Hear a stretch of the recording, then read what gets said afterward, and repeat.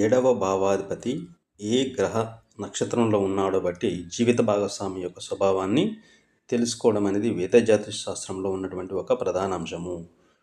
ఇక్కడ ఏడవ భావాధిపతి ఏ నక్షత్రంలో ఉన్నాడు, ఆ నక్షత్ర అధిపతి ఎవరు అనే విషయం ఆధారంగా జీవిత భాగస్వామిని తెలుసుకోవచ్చు.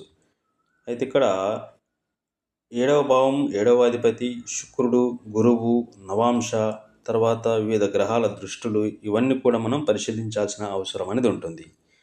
ఏడవ అధిపతి ఫర్ ఎగ్జాంపుల్ కేతు నక్షత్రంలో ఉన్నాడు అనుకున్నట్లయితే ఆ యొక్క జీవిత భాగస్వామి కొంత వైరాగ్యమైనటువంటి లక్షణాన్ని కలిగి ఉండడము, ఆధ్యాత్మికతపై ఎక్కువ ఆసక్తి ఉండడము, రహస్య స్వభావాన్ని కలిగి ఉంచడము, ఒక్కోసారి ఊహించలేని ప్రవర్తన కూడా కలిగి ఉండడం అనేది జరుగుతుంది. ఆలోచన లోతుగా ఉండేటటువంటి అవకాశం కూడా ఉండడం జరుగుతుంటుంది. అదేవిధంగా ఫర్ ఎగ్జాంపుల్ ఏడవ భావాధిపతి అశ్విని నక్షత్రంలో ఉండనుకుందాము. సో అప్పుడు భాగస్వామి యొక్క స్వభావం అనేది వేగంగా పనిచేసే స్వభావము, ఉత్సాహవంతమైనటువంటి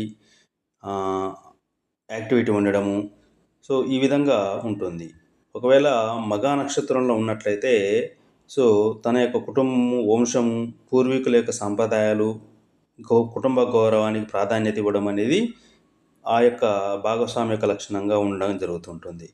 సో అలా కాకుండా ఒకవేళ సూర్యుని యొక్క నక్షత్రంలో ఉందనుకుందాము, ఉంటే అప్పుడు సూర్యుడు నాయకత్వానికి సంబంధించిన ప్లానెట్ కాబట్టి సో జీవిత భాగస్వామిలో నాయకత్వ లక్షణాలు ఎక్కువగా ఉండము, గౌరవపరమైనటువంటి జీవితాన్ని కోరుకోవడము, ఆత్మవిశ్వాసము, తన మాటకు విలువ ఉండాలనేటువంటి ఒక స్వభావాన్ని కలిగి ఉండడం అనేది ఆ యొక్క భాగస్వామిలో కనిపిస్తూ ఉంటుంది.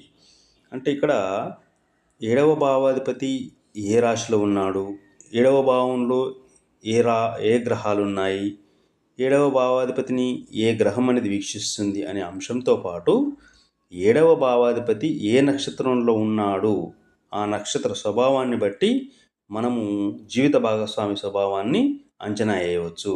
ఎందుకంటే ఒక గ్రహం అనేది తన ఉన్న రాశి కన్నా లేదా తను స్వీకరించినటువంటి రాశి లక్షణం కన్నా తను స్థితి పొంది ఉన్న నక్షత్రాధిపతి యొక్క ఫలితాన్ని ఎక్కువగా ఇస్తుందనేది మనకు జ్యోతిష ప్రామాణికము.